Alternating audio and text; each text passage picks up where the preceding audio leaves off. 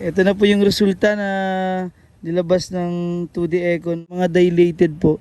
Ibig sabihin po ay Mabubuti. Alam niyo na ang walang-wala. Kung may wala kami, alam na ito.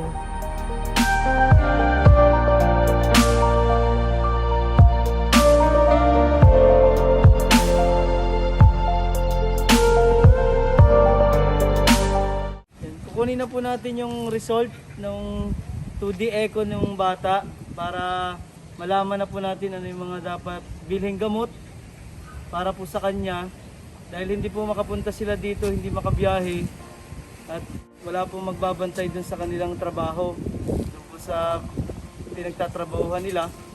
Kaya tayo na po ang kukuha ng resulta ng pag-check up sa puso ng bata na si Neneng Jebel.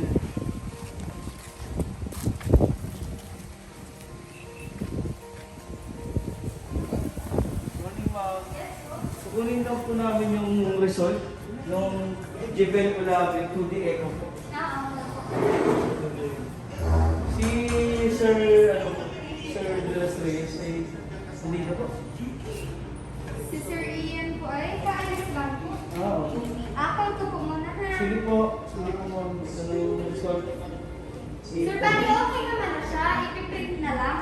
Opo. Kaso po yung aming printer po, yung mga machine, nasa Gloria. I-print lang po.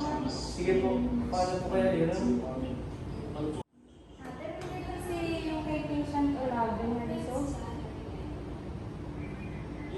Pata naman no? Sir, bali yung pasyente po mismo ay nasa bahay nila. Oo, gusto ko. Hindi mo po pwedeng dahil sa puso po. Nasa bahay. Ako po yung kumuha. Kami po yung tumutulong dito sa bata. Sir, ako usapin po kayo yung nag-ano dito sa inyo dati. Ako si ma'am. Hello po ma'am. Good afternoon po. Opo. Okay. Opo. I-re-scan po. Sige po. Bali, i-schedule po agad natin para ma-re-scan yung bata. No? Kasi may gusto pang tingnan si doktora po. Oo, opo.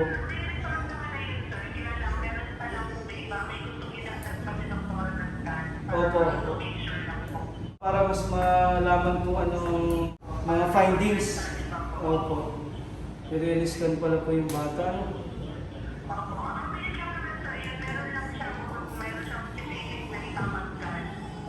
Okay po.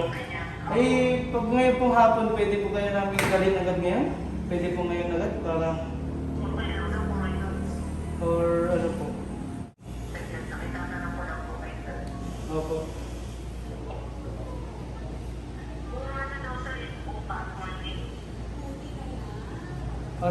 Sige po, para bukas po. Sige po, sabihin ko po sa pasyente na kailangan na itingnan pa ulit. Ano po, ma'am? Opo.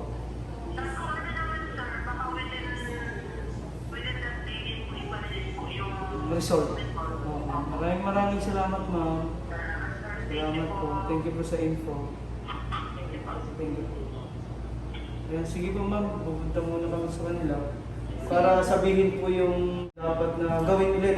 Kasi sir, yun ay may naisanda si doktora na result. Opo. Yun ay kailangan lang i-scan for further information din dun sa bata. Opo. Yun po. May idadagdag lang po. So, balik tomorrow na lang po, 10 a.m. ano? Opo. Sige po, schedule ko na lang po bukas. Siya naman po kita nandito tomorrow. Yes ma'am. Maraming pong salamat. Thank you po. Kaya puntahan po natin si Neneng Jebel dahil kailangan pa pong ibalik dito bukas for further rescan ng kanyang puso dahil may nakikita pa si doktora po na dapat i-scan. So pupunta po kami ngayon kina Ate Girlie para po sabihin yung dapat na gawin bukas.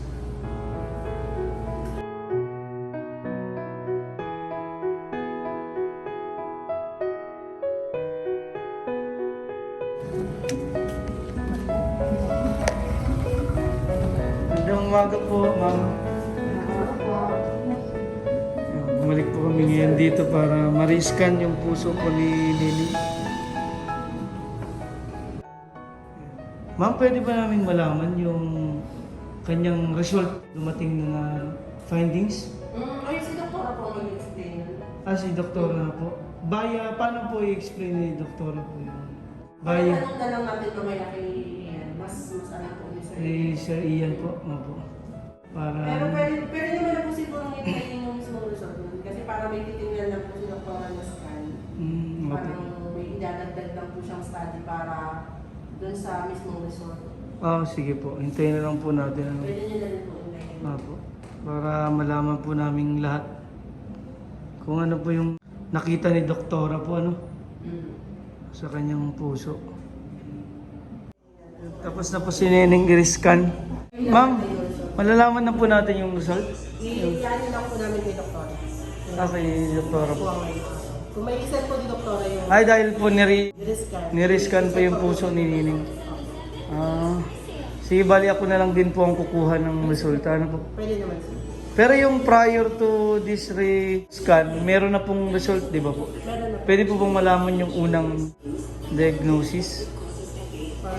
Pwede po ba Hindi sir? pa po kasi kompleto yung pinakang result niya. Parang initial pa lang po yun. Yung final may- result po, isisend pa lang ulit ni Doktora. Kasi gusto niya pang makita po yung scan, ano? Sasabihin na lang, nagawin po ni Doktora yung Okay po, sir. Sir Ian, ano? gusto niyo po tayo lang. Sige po, kasi malayo pa po sina ate. Sabihin na lang po. Sige po, Sir Ian. Salamat po. Hintayin na lang po namin yung result kasi pinasa po kay Doktora yung niriscan sa puso niya. Ano po? Kunin na po natin yung result ng bata. Ito pala, interpretation. Dilated left ventricular dimension with increased normal left ventricular mass. Tapos, nag-thickness, ibig sabihin, kumapal yung wall ng kaliwang ventricular niya. Tapos, dilated left atrium. Ayan po, ito po yung gagamitin natin pagka nagpa-check up po si Nining. Saan ba check po, ate? Community. Kailan po ang check up para dala-dala po natin itong result? Sa 14. Okay po, ito na yung mismong result ng 2D echo. Receive na po natin. Marami pong salamat dito sa mga mabait na staff. Kina Sir Ian de las Reyes po at kay Ma'am. Yan, thank you po Ma'am. Salamat po. Yan, nakuha na po namin yung resulta. Pa-check up na si Nining dire-diretso. Tamang gamot ang may bigay. Ano? Opo. Salamat po. Sir Ian, thank you po. Sige po. Ito na po yung resulta na nilabas ng 2D echo na nakita sa puso ng bata. Bali yung conclusion po, papakita ko na rin po. Yung valvular heart disease, moderate to severe mitral regurgitation, anterior mitral valve prolapse, dilated left ventricular dimension with eccentric left hypertrophy with normal contractility and resting systolic function. Ayun, dilated left atrium. Yung mga dilated po, ibig sabihin po ay lumaki. Mga siya, yung bilog po, maliit yun. Yung dilated, lumaki siya. Yung comment po kayo kung may mga idea po kayo about dito sa conclusion ng resulta ng 2D echo po ni Nining. Ayan po yung resulta.